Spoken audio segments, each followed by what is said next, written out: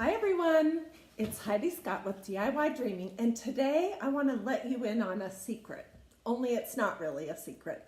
I want to teach you how to do reverse secret sauce.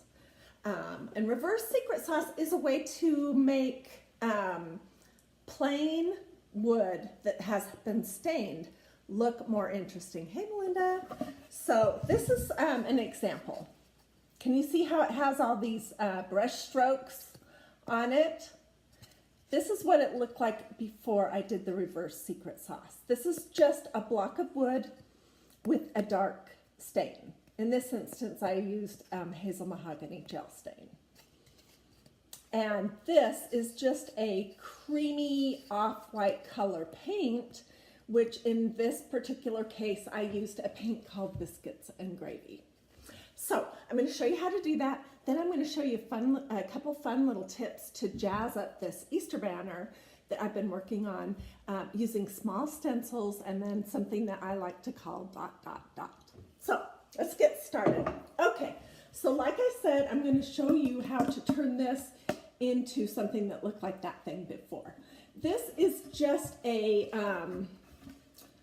little sign that you can get these all over the place. This one, I don't know if I got this from a maker studio or if I got this from Walmart, but in any case, they're inexpensive. I used it for a chalkboard at one point, but if you go around my house and look, almost every piece of art or sign that I've made has something on both sides. So you don't always have to buy something new. You can just turn something over and paint the back of it, and that's what I do all the time. So this has one coat of gel stain, like a darker color gel stain. This is hazel mahogany color. And I just squeezed out from my little handy dandy little, what are these things called? I can't remember what they're called. Anyways, if you want information on these for storing your paint in, put something in the comments and I'll send it to you. I got these on Amazon. They're only like $2 a piece, and oh my gosh, these make everything so much easier because I was getting so sick of my paints having the lids glued on them and having to have a major tug of war every time I wanted to get into paint. With this, all you do is turn it upside down and squeeze it. So anyways, so I have a lighter color paint in here on my fancy paper plate, and I'm taking the cruddiest brush that I own because I want the brush strokes to be really streaky and messy looking. Seriously, this is the cruddiest brush that I own. And I'm just going to dip it in my lighter color paint and offload a little bit and paint my thumb. And then I'm just gonna start going with the grain of the wood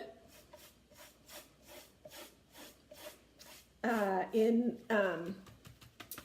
sometimes darker, sometimes lighter strokes.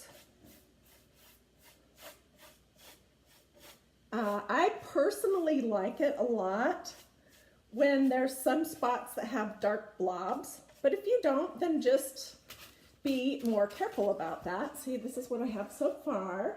I'm gonna continue. I took most of the paint off my brush, and so now I'm just creating this sort of hazy look. This one will probably be a little bit darker because the stain on this one is darker than this one. Anyways, how are you guys doing today? Hey Renee, do you guys have any fun projects that you're working on? Doing anything fun for Valentine's Day? Probably, we're just having dinner. I'm cooking dinner and I have both boys at home, and I'm, you know, happy to just have a night at home with everyone in the family here. So here's what my reverse secret sauce looks like right now. Probably I will go on and paint a solid color of this light paint on all the outside edges. And in the comments, I will figure out what stencil I'm gonna do on this. I'll do it and I'll put a picture of the completed project. Anyways, can you see how super duper easy that was? And by the way, don't worry about that big blob there. You don't have to be perfect at all. Melinda, I'm working on restoring 2 old prints with stencils and chalk art to sell. Oh, how fun. Send me a picture, please. I'd love to see.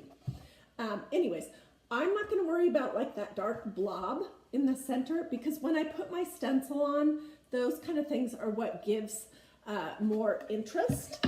And I know this is a smaller piece of wood, but I have some dark blobs on this one too. And having the stencil on there in a light color makes all the difference in the world. So check out the comments later and I'll put a completed picture there. And now I want to show you some fun things that I am doing with my Easter sign.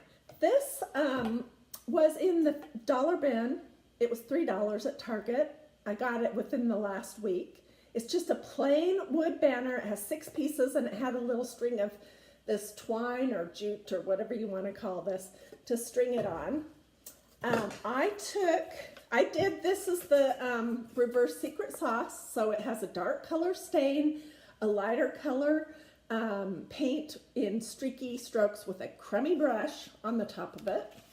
I let that dry. And then I took an alphabet, this one is alphabet 3, and using this chalk art that's called I Reckon, and my alphabet 3, I stenciled the letters for Easter. Hey Renee, you love that banner. Me too, oh my gosh. If I could find 10 more of these little banners for $3, I would buy them, because that would be such a fun workshop to do. I'd love to have 10 friends over and make these banners. I think they would love them. And for $3, shoot, you can't go wrong with that. So anyway, so I did the letters to spell out Easter. And here I've just gotten started on these 2. I did this sweet little bunny on the E, a set of 3 Easter eggs on the A. I'm going to show you one more, and then I'm going to show you what ... is. Hey, Melinda, can you order them from... Oh, that's such a great idea. You know, I don't know if you can order any of the dollar items from the Target.com website, but if anyone knows that, drop us a comment and let us know, because that's a fabulous idea. I had not ever thought about that, Melinda. Okay, so the next little doodad I'm going to put on my Easter banner, I think, is this sweet little set of flowers. And I'll probably do,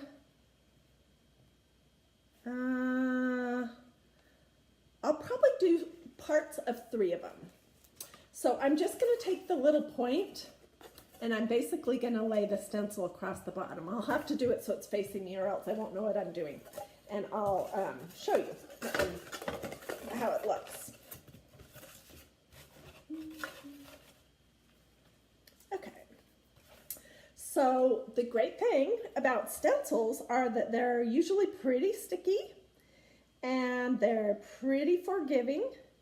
So you don't have to be super careful with them. And I am a non-perfectionist. In fact, I go the opposite way from perfection. So I never measure. I just eyeball everything. And if it's slightly off center, I don't care. Do you? Do you think anyone's ever going to come over to my house and say, oh, that's so cute, but you know what? Those 3 little flowers are slightly off center to the left. They're probably not. So anyways, I'm going to take a big dollop of this chalk art. It's in an off-white color. And I'm essentially just going to lay it on top of the stencil that I'm working with and push it through the holes. And I'm going to try not to go out of the lines. This is like coloring. Try not to color out of the lines with your chalk art, because it will look messy if you do that. But if I do a little bit, I don't care.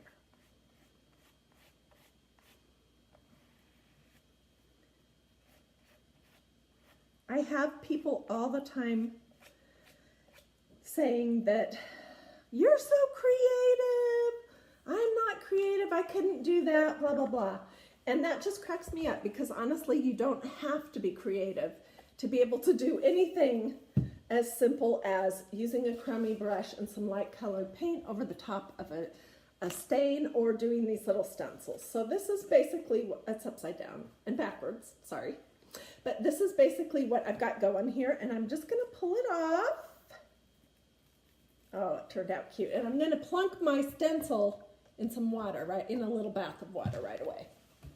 So this is what I have. Isn't it cute? It has 3 little flowers at the bottom of it. Now I'm gonna, I will finish this whole banner and I'll put pictures of it in the comments, but I'm gonna go back to the E that has the bunny on it, and I wanna show you how to do dot, dot, dots because that's really hard. No, it's not hard at all. When I was, when I did a lot of scrapbooking, I used to do a lot of dot, dot, dots. Okay, so basically this is just a little pounds brush. This one's from Walmart. And I'm just gonna stick the end of it in the chalk art. I'm gonna see how that looks because I don't want it to be too glompy. And I'm just randomly going to apply dots. Hey Nikki, how are you doing? These are gonna be sort of 3-dimensional because they look like frosting.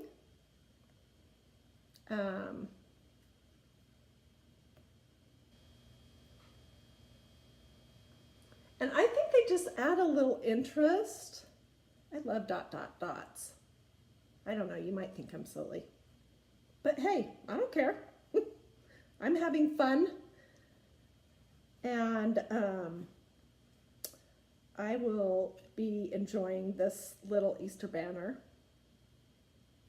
Okay, so that took, what, 15 seconds? Here it is. Here's my E. Isn't that cute? You want me to hold it a little bit closer? Well, hi, David. How are you? So I just randomly applied dots on it all around the E and the little bunny. And when I'm finished with the whole banner and they have the letter and some little Easter symbol in the bottom and then the dot, dot, dots, it's going to look darling. So anyways, I will come back to you in the comments with some pictures of the completed project. So I hope you like these ideas. I focus on things that do not cost a lot of money. I love to reuse things like a chalkboard. I'll flip it over and paint the back of it. And I love things that don't require a lot of skill and that are quick to do. So hope you like these ideas. And as always, let me know if I can help you with any projects you're thinking about.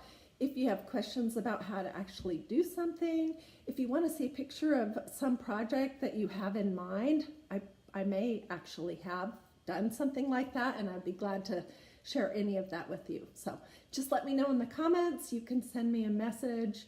You can send me an email. You can send me a text. You can even give me a call. I'm totally available. Alrighty, have a wonderful day, and I will see you again on another Facebook Live soon. Bye.